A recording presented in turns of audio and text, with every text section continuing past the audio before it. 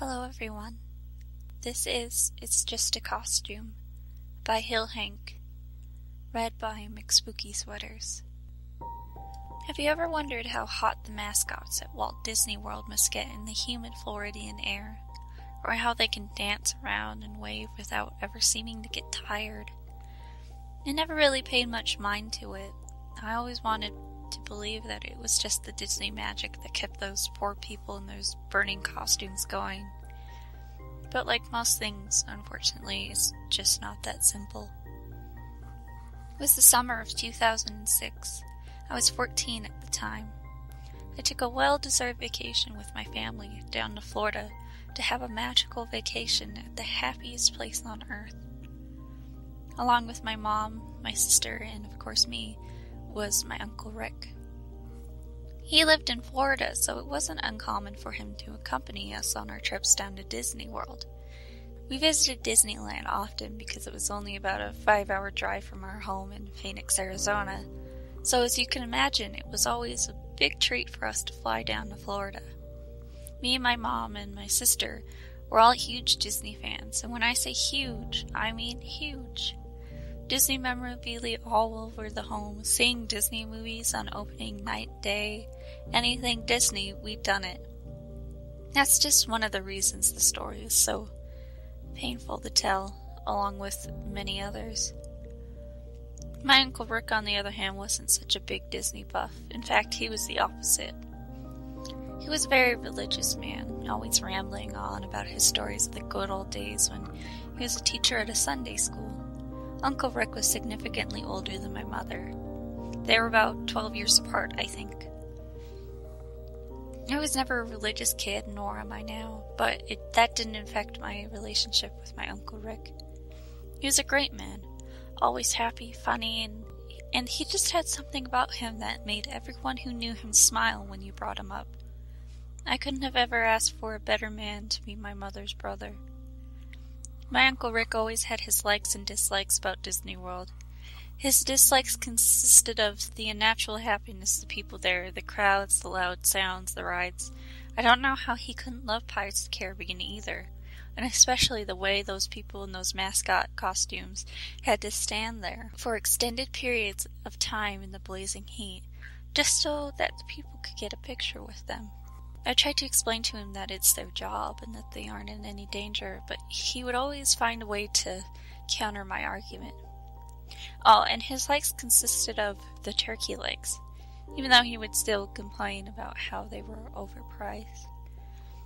He never seemed pleased when he was at Disney World. It was obvious the only reason he was there was because he wanted to spend time with us. This particular trip to Disney World was different, though.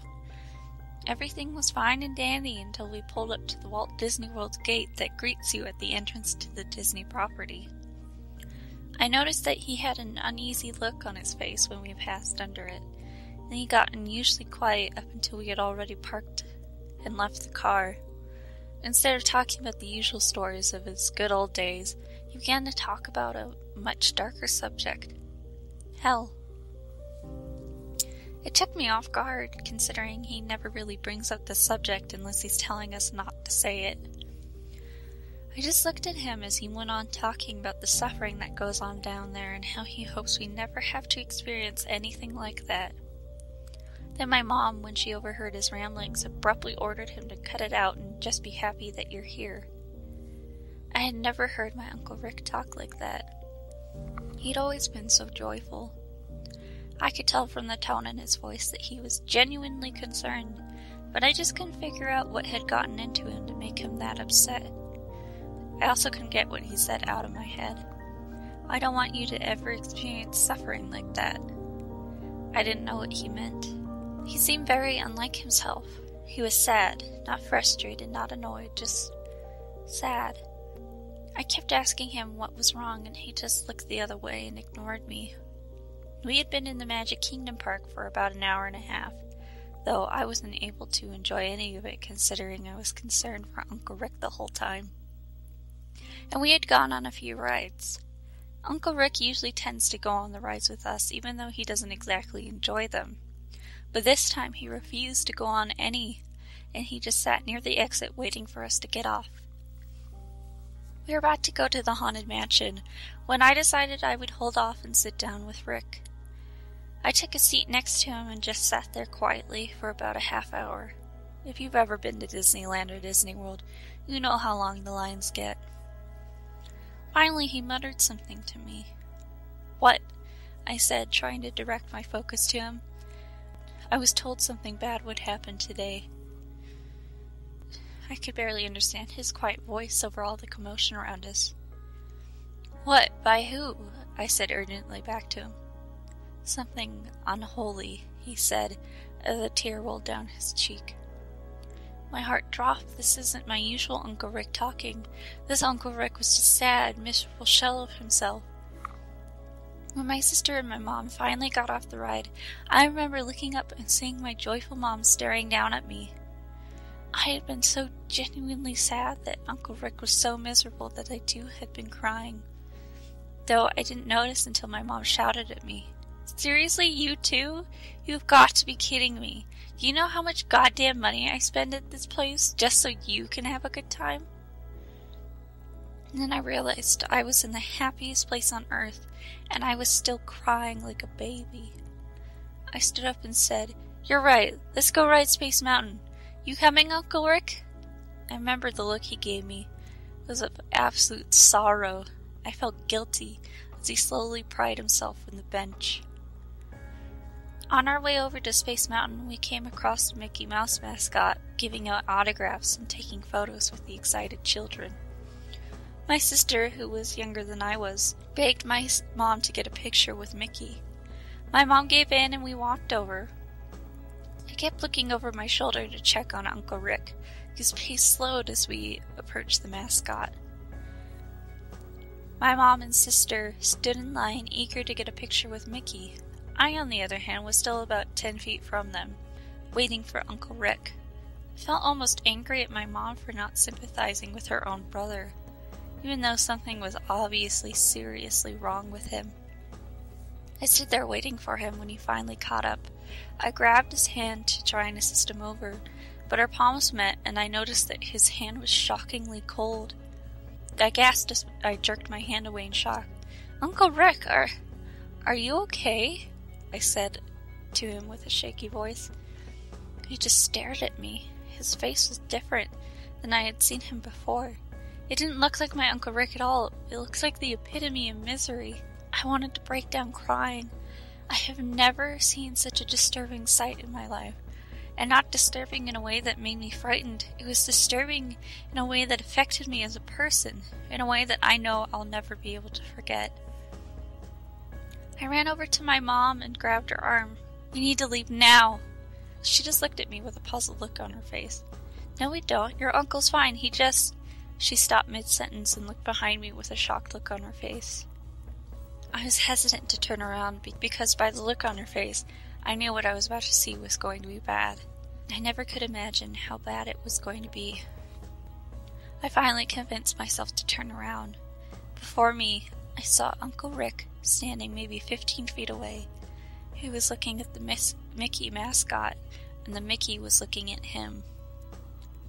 That's when I noticed the Mickey body was facing the opposite direction of Mickey's head. I couldn't understand why the mascot looked like that. Why wouldn't the Disney employees have put a stop to this? What's happening? Then it happened. In an instant, the Mickey mascot let out a deafening sound that resembled 1,000 people screaming. I cupped my ears, trying to drown out the noise, but it was no use. Then, just as soon as it started, the noise stopped.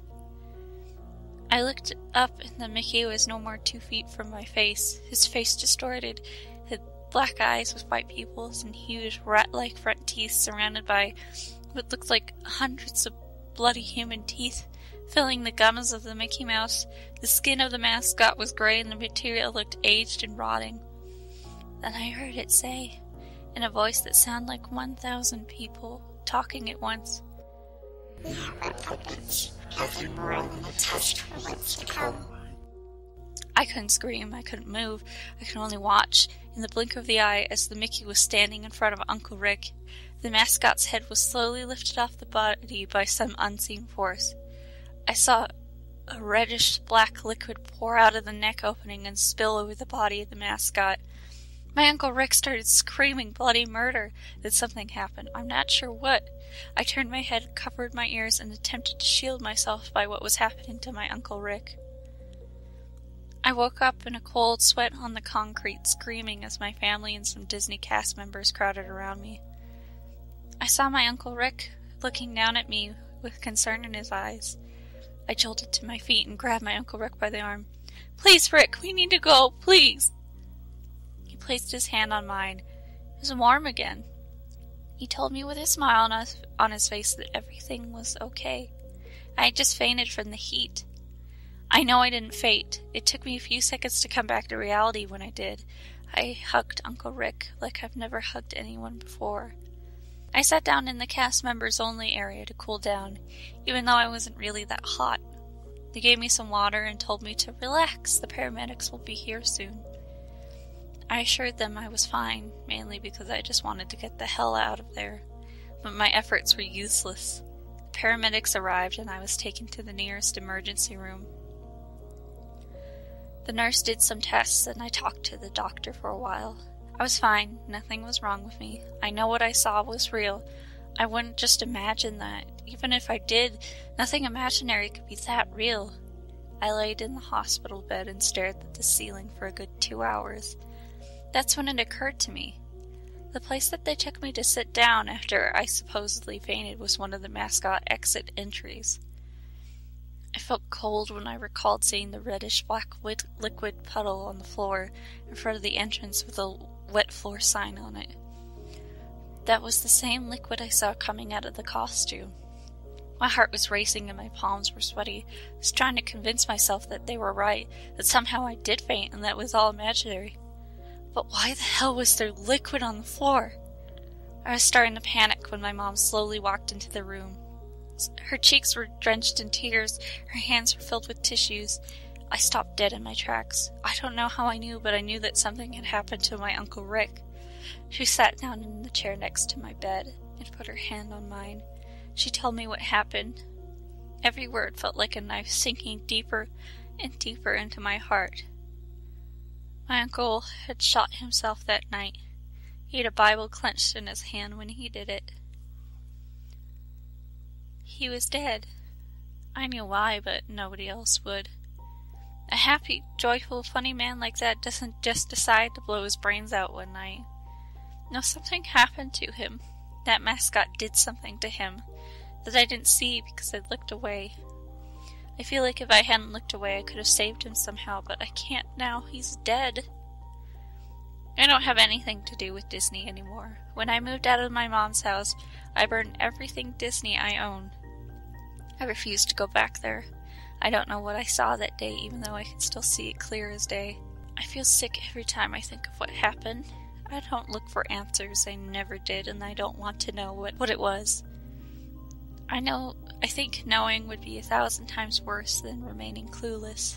All I know is that it seems as if there's something other than the fun atmosphere or the job benefits that keep people working at Disney.